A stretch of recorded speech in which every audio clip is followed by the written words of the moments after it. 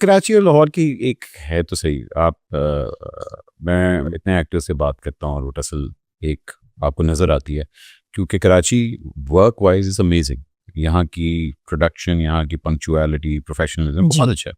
लाहौर तो पता late back है, कर लांगे चाहे हो जाएगा, इसलिए आओ जी खाना खाओ, हाँ, खाना लग गया इसलिए हमारी इंडस्ट्री अब बेड़े गर्क खत्म हुए हो में गई लाहौर के। बिल्कुल अ, मगर जितना सारा टैलेंट आया हुआ है वो ऑल ओवर पंजाब से ही आया हुआ है, सारा यहाँ आके काम सारा कर रहे हैं। तो माहौल का फ़र्क सिर्फ मैटर करता है। आप अब माहौल से बेहतर कर लें, जी काम माहौल में ही होगा। वही एक्टर लाहौर के अंदर था, काम नहीं कर रहा था, वही एक्टर यहाँ के काम कर रहा लेकिन लाहौर में टीम वर्क नहीं है। आप एक्टर तो ले जाएंगे, आपको क्रू वगैरह तो वहीं से लेना होगा ना। आप है। सोचें कि क्रू भी बड़े सुस्त होते हैं। अभी हमारे एक एडी लाहौर में काम करके आया, मैंने कहा क्या मज़ा आया। उसने कहा जी ये पहला और आखिरी था हमारा उधर प्रोजेक्ट, क्योंकि लेकिन मैं वहां से 2 लफ्ज सीख कर आया, हुने नेड़े। कहते हैं जिससे बात करते थे सुबह कि भाई फलां चीज नहीं आई, फलां ए हुने ही आ रही है, हुने ही आ रही है। हम्म। और कहीं लोकेशन देखने जा रहे हैं, कहीं जा रहे हैं और पूछे यार इतना दूर आ ए नेड़े, ए नेड़े ही। तो ये तो चीजें हैं हमारे पंजाब में कि अब लोग ना बहुत क्या कहना चाहिए हड हराम हो गए हैं, उनको आराम की आदत आदत पड़ गई है।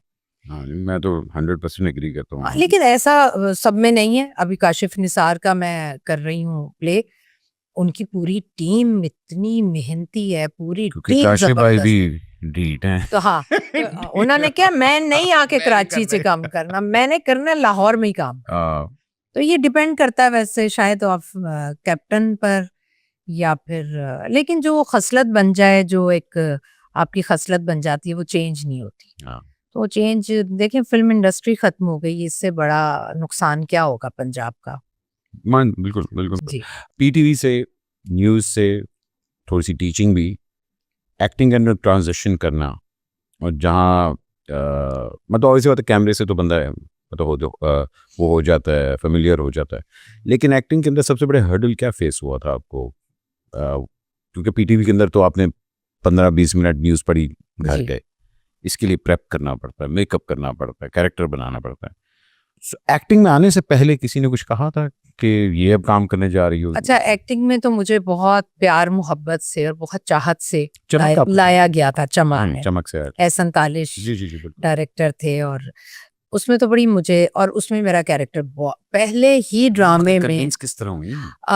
मुझे वैसे तो यावर हयात जब मिलते थे वो कहते थे कुड़िए चंद जी तुसी की करदे पे हो, ए किहड़ियां खबरां पढ़न ते अपना आप जाया करदे पे हो, ਤੁਹਾਡੀ पर्सनैलिटी ड्रामे विच नजर आएगी, ए नहीं नजर आनी, चंद जी सोचो इस बारे।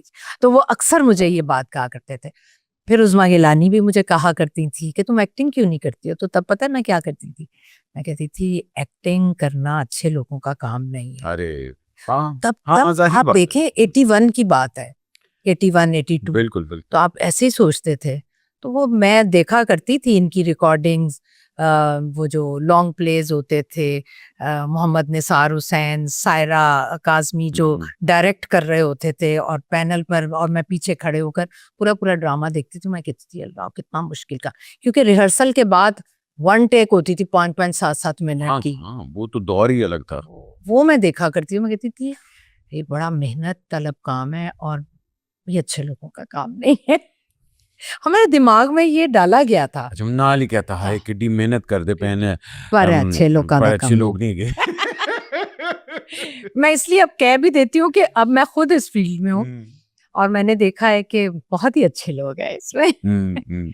और ये बहुत ही क्या कन्विंस क्या हुआ? अच्छा कन्विंस, जो मेरी न्यूज़ और उसका जो करियर था 11 साल का, उसमें जो मैंने सीखा और जो मैंने किया वो सबसे बड़ी रुकावट बना मेरी एक्टिंग में।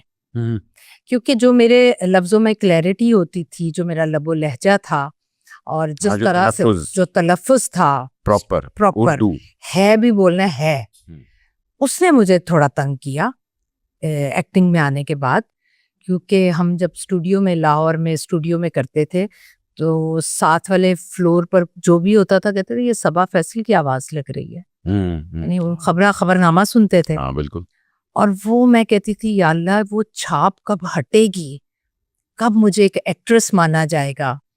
लेकिन लोग यही कहते थे खबरनामा पढ़ रही है, खबरनामा पढ़ रही है, क्योंकि फिर मैंने बहुत बहुत इस पर मेहनत की जी। फिर मैंने बहुत मेहनत की और फिर जावेद फाजिल के साथ मैंने बहुत काम किया। और जावेद फाजिल वो डायरेक्टर थे जो कहते थे ये जो आखिर में ना तुम क्या कर रहे हो, या मैं घर पर था, आपने लास्ट वाला जो वर्ड है ना उसको छोड़ देना है, उसको आपने पकड़ के नहीं रखना। खबरों में तो आप पूरा पूरा जुमला क्लियर बोलते हैं, इसमें आपने वो बोलना है जैसे आप घर पर बोल रहे हैं। तो जावेद फाजिल ने मुझे बहुत सिखाया। हमारे यहाँ वैसे सिखाने वाले डायरेक्टर बहुत कम है, बहुत कम है, स्पेशली डायरेक्ट कोच। मतलब अब देखें ना कि कोई अगर कराची का प्ले हो रहा है तो कराची की उर्दू स्पीकिंग की टोन अलग है जी हाँ। जो पंजाबी है गया साडा वो उसका हाँ जी, मैनू तो इत्थे शुरू ही चाह भी किया गया कि अच्छा लाहौर से आई आर्टिस्ट, पहले बोलना तो सीख लें। मैं क्या इधर आओ, तानू उर्दू मैं सिखानी तेरी भैन ये बहुत सुना मैंने वैसे। अच्छा हाँ, फिर जब मैं बोलती थी तो फिर वाह वाह। तो ये हर्डल मेरा ही काम बना मेरी इस फील्ड में। अब जाके मैं बिल्कुल मुझे भी एक मर्तबा मैं आपको बताऊं, मैं नुमान इजाज के साथ एक सीरियल कर रही थी। क्या बात। तो नुमान इजाज अब इतने बड़े एक्टर, अब मैंने लाइनें याद की नहीं थी कि उनके साथ है।